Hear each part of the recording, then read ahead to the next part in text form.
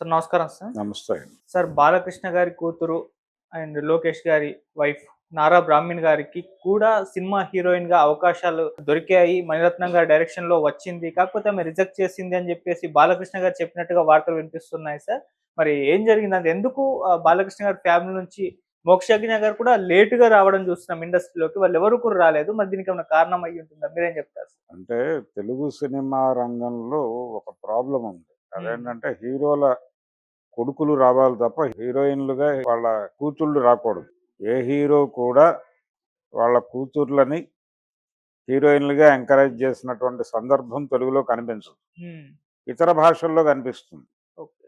హిందీలో చాలామంది ఇప్పుడు 'రాజ్ కపూర్' ఫ్యామిలీ నుంచి 'కరిష్మా కపూర్' వచ్చింది, 'కరీనా కపూర్' వచ్చింది. హ్మ్. అలాగే 'అనిల్ కపూర్' ఫ్యామిలీ నుంచి వచ్చారు. అవును. ఈ పరిస్థితి మనం తెలుగు ఇండస్ట్రీలో ఎప్పుడు చూడలేదు. ఇదొక విచిత్రం. అంటే అభిమానులు వద్దంటారు అనేటువంటి ఒక గొడవ ఉంది. అంటే తమకి తోబుట్టువు లాంటి అమ్మాయి హీరోయిన్ అయిపోతే, ఆ హీరోయిన్‌ని ఇంకొక హీరో ఎవరైనా ప్రేమించినట్టు నటిస్తే, దాన్ని అభిమానులు తట్టుకోలేరేమో అనేటువంటి ఒక ఒక విచిత్రమైన అభిప్రాయం క్రియేట్ చేసి, ఓకే. దాన్ని సెంటిమెంట్‌కి కనెక్ట్ చేసి, రిజెక్ట్ చేసినటువంటి సందర్భాలు అనేకం ఉన్నాయి హ్మ్. తెలుగు ఇండస్ట్రీలో. నందమూరి బాలకృష్ణ గారే ఓపెన్ చేశాడు కాబట్టి టాపిక్‌ని. అంటే మా అమ్మాయికి హీరోయిన్ ఆఫర్ వచ్చింది. మణిరత్నం నుంచి వచ్చింది పైగా. ఆ ఆఫర్‌ని కూడా మేము రిజెక్ట్ చేశామని చెప్పడంలోనే ఆయన ఆడపిల్లలు, సినిమాలు అనే దాని పట్ల ఆయనకున్న అభిప్రాయాన్ని వ్యక్తం చేశాడు. హ్మ్. ఇదే బాలకృష్ణ గారితో 'టాప్ హీరో' అనేటువంటి సినిమా కోసం సూపర్ స్టార్ కృష్ణ గారి అమ్మాయిని అడిగారప్పుడు. ఓకే. మంజుల. ఆవిడ చేస్తానన్నారు. హ్మ్. చేస్తానన్నారు. అనౌన్స్‌మెంట్ వచ్చింది. అనౌన్స్‌మెంట్ వచ్చిన తర్వాత కృష్ణ గారి అభిమానులు గొడవ చేయటంతో అది ఆగింది. ఆగి ఫైనల్‌గా ఆవిడని తీసేసి సౌందర్యని పెట్టారు ఆ ప్లేస్‌లో. ఇది పరిస్థితి. అది కూడా బాలకృష్ణ సినిమానే. ఆ రోజున ఒక చర్చ జరిగింది బయట. అంటే హీరోల కూతుర్లు హీరోయిన్‌లుగా ఎందుకు వద్దంటున్నారు అని. దాని మీద రకరకాల వెర్షన్స్ ఉన్నాయి. హీరోయిన్స్‌ని ఎలా ట్రీట్ చేస్తారో హీరోలకు తెలుసు కాబట్టి, ఓకే. ఈ ట్రీట్‌మెంట్ తన కూతురికి దక్కుతుందేమో అనే భయం చొప్పున వాళ్ళు ఎంకరేజ్ చేయరని కొంతమంది మాట్లాడేసుకున్నారు. అంటే ఇండస్ట్రీలో ఇలాగే జరుగుతుందని చెప్పలేం. కానీ దీన్ని సెంటిమెంట్‌గా మార్చేసి అంటే ఆడపిల్లల్ని కంట్రోల్ చేయటం. ఇది ఒక రకంగా జెండర్ డిస్క్రిమినేషన్ కూడా, లింగ వివక్ష కూడా. ఆడపిల్లలు ఈ పనులే చేయాలి, ఈ పనులు చేయకూడదు అనేటువంటి ఒక వివక్షలో భాగంగానే దీన్ని కూడా చూస్తున్నారు. మరి మీ సినిమాల్లో నటించే హీరోయిన్‌ల తల్లిదండ్రుల గురించి కూడా మీరు ఆలోచించాలి గదా! హ్మ్. వాళ్ళ వైపు నుంచి ఎందుకు ఆలోచించరు? మీకేమో యంగ్ హీరోయిన్స్ కావాలని. అంటే ఇదెలా ఉంటుందంటే పరిస్థితి, పాత రోజుల్లో కృష్ణేశ్వరరావు అనే ఒక రైటర్ ఒక నాటకం రాశాడు. 'పక్కింట్లో పుట్టాలా' అని. మహాత్మా గాంధీలు, భగత్ సింగులు, సర్దార్ వల్లభాయ్ పటేల్‌లు వీళ్ళందరూ పక్కింట్లో పుట్టాలి తప్ప మన ఇంట్లో పుట్టకూడదు అని. ఓకే. 'పక్కింట్లో పుట్టాలా' అని ఒక నాటకం రాశాడాయన. అలాగా వీళ్ళు కూడా హీరోయిన్‌లు పక్కింట్లో పుట్టాలా, మనం వాళ్ళతో రొమాన్స్ చేయాలా, డాన్స్ చేయాలా అనే పరిస్థితి. ఇది నిజంగానే దుర్మార్గమైన ఆలోచన. ఒకవేళ వాళ్ళకి ఇంట్రెస్ట్ ఉంటే, ఇంట్రెస్ట్ లేకుండా అని కాదు. ఇంట్రెస్ట్ ఉండి చెయ్యాలి అనేటువంటి తపన ఉంటే చేయించొచ్చు. మోహన్ బాబు గారి అమ్మాయి తప్ప ఇంకెవరు కనిపించరు తెలుగు ఇండస్ట్రీలో. హ్మ్. పెద్ద హీరోల పిల్లల్లో మంచు లక్ష్మి గారు తప్ప ఇంకెవరు అందుకు మోహన్ బాబు గారిని అప్రిషియేట్ చేయవచ్చు. నిహారిక. నిహారికని ఎంకరేజ్ చేశారు కానీ తను తన ఇంట్రెస్ట్‌తోనే ఎంటర్ అయింది యాంకర్‌గా. యాంకర్‌గా ఎంటర్ అయింది. హీరోయిన్‌గా చేసింది కానీ క్లిక్ కాలేదు. హ్మ్. అయితే మంచు లక్ష్మి గారు ఆవిడ కూడా అదే లైన్‌లో ఉన్నారు. యాంకరింగ్ అన్నీ చేసింది ఆవిడ. అన్ని ప్రయత్నాలు, ప్రయోగాలు చేసి నిజానికి ఒక జనంలో ఒక గుర్తింపు అయితే సంపాదించుకోగలిగింది ఆవిడ. ఓకే. ప్యాషన్‌తో వచ్చింది. వీళ్ళే కనిపిస్తారు తప్ప ఇంకెవరు లేరు. హిందీలో కనిపించినట్టుగా లేకపోతే ఇతర భాషల్లో ఇప్పుడు 'శరత్ కుమార్' కూతురు విలన్ క్యారెక్టర్స్ అవన్నీ చేసేస్తోంది గదా! విపరీతంగా. వరలక్ష్మి. అవును. వరలక్ష్మి. ఇప్పుడు ఫిమేల్ విలన్ అంటే ఆవిడే కదా సౌత్ ఇండియాకి. ఉమ్, మరి ఆవిడని వద్దని చెప్పుండొచ్చు కదా, ఆయన చెప్పలేదు కదా, ఆవిడ చేసుకుంటూ వెళ్ళిపోతుంది. అలాగే ఐశ్వర్య రాజేష్ ఉంది. ఉమ్, వాళ్ళ ఫాదర్ హీరోనే ఆ రోజుల్లో రాజేష్. అది ఆవిడ మెడ్రాస్ నుంచి ఇండస్ట్రీలోకి ఎంటర్ అయింది. యాక్చువల్గా తెలుగు ఫ్యామిలీనే అది, తెలుగు ఫ్యామిలీనే. అలాగే ఆవిడ తాతగారు తెలుగులో చాలా పాపులర్ హీరో ఆ రోజుల్లో, అమరనాథ్. అమరనాథ్ ఎన్టీ రామారావు గారి పిచ్చి పుల్లయ్యలో ప్రధాన పాత్ర పోషించాడు. రామారావు గారి సొంత సినిమా అది. అమర్నాథ్తో చేయించాలనే చేయించాడు ఆ క్యారెక్టర్. అమర్నాథ్ గారి మనవరాలు ఈవిడ, ఈ ఐశ్వర్య రాజేష్ అనేటువంటి హీరోయిన్. ఓకే. అయితే ఆయన యంగ్ ఏజ్లోనే చనిపోవడంతో ఈ ఫ్యామిలీ కొంచెం ఫైనాన్షియల్ ఇబ్బందుల్లో ఉన్న టైంలో ఈ అమ్మాయి ఇండస్ట్రీలోకి ఎంట్రీ ఇచ్చింది. ఉమ్, అది ఒక వేరే గొడవ. ఏదేమైనప్పటికీ అంటే ఆవిడ మదర్ కూడా ఆవిడ కూడా పాపులర్ డాన్స్ మాస్టర్ సలీం గారి అసిస్టెంట్ నాగమణి. ఆవిడనే రాజేష్ పెళ్లి చేసుకున్నాడు. వాళ్ళ డాటర్ అమ్మాయి ఐశ్వర్య రాజేష్. ఓకే. సో ఆవిడ్ని పూర్తిగా ఆ కేటగిరీలో వేయలేము.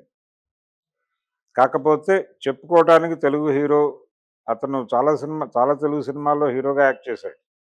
అతన్ని ఆ ఏరియాలో అంటే ఆనంద్ భైరవి ఈ సినిమా, జంధ్యాల గారి సినిమాల్లో, నెలవంక ఈ సినిమాల్లో అతనే హీరో. రెండు జల్ల సీతలో కూడా ఉన్నాడు అతను. అతను కూతురుగా మనం ఒక హీరో కూతురు అనే ఒక చిన్న ఇది ఉంటుంది, ఒక కన్సిడరేషన్ ఉంటుంది. కానీ ఆ అమ్మాయికి కూడా వచ్చింది తమిళ్ బేస్ నుంచి వచ్చింది. ఉమ్, అది మెడ్రాస్లోనే సెటిల్ అయ్యారు వాళ్ళు. అక్కడ నుంచి హైదరాబాద్ షిఫ్ట్ అయ్యేటువంటి ప్రయత్నాలు చేయలేదు. అక్కడే అంటే ఆవిడ నాగమణి గారు, ఆవిడ ప్రధానంగా అక్కడ కాబట్టి ఆవిడ అక్కడే ఉండిపోయారు. ఆవిడ దగ్గరే పెరిగారు వీళ్ళు. అలా ఆవిడ సినిమా ఎంట్రీ ఇచ్చింది తప్ప ఇంకెవరు కనిపించరు మనకి తెలుగులో, ఓకే. చాలా తక్కువ.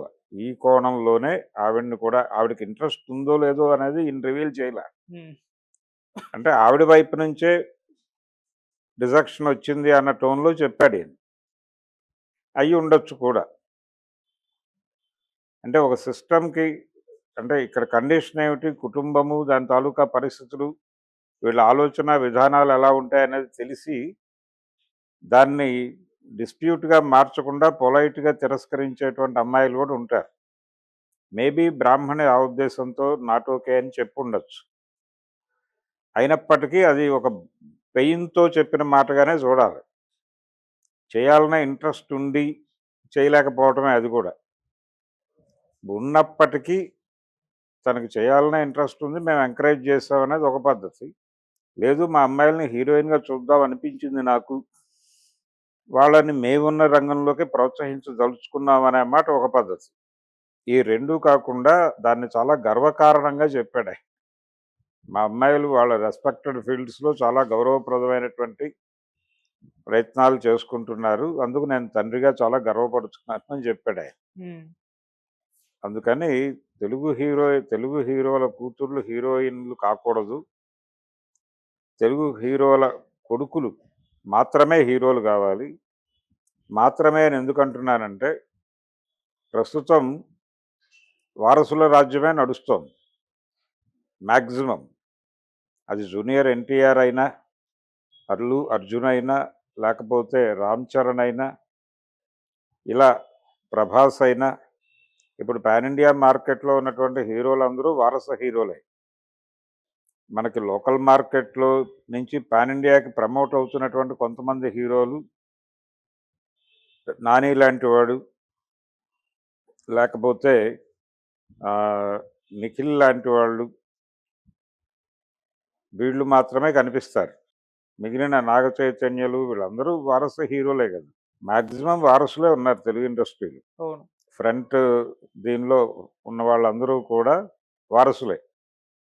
నాన్ వారస హీరోలు చాలా తక్కువ మంది మాత్రమే ఉన్నారు ఇక్కడ. ఉమ్, కాబట్టి వారసులుగా మగపిల్లలకే వారసత్వం, ఆడపిల్లలకు కాదు అనేది కూడా, ఇది కూడా పురుషస్వామ్య లక్షణమే. ఓకే.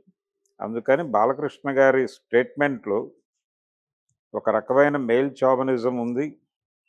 అలాగే సాంప్రదాయం పేరుతో ఆడపిల్లల్ని ఎలా కంట్రోల్ చేస్తారో అనేటువంటి ఒక ఇండికేషన్ ఉంది.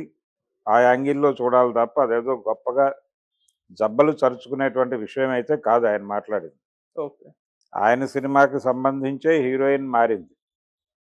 యాక్చువల్‌గా మంజుల గారు ఆ సినిమాలో హీరోయిన్ అని అనౌన్స్‌మెంట్ వచ్చాక డ్రాప్ అయ్యారు. ఫ్యాన్స్ విపరీతంగా గొడవ చేశారు.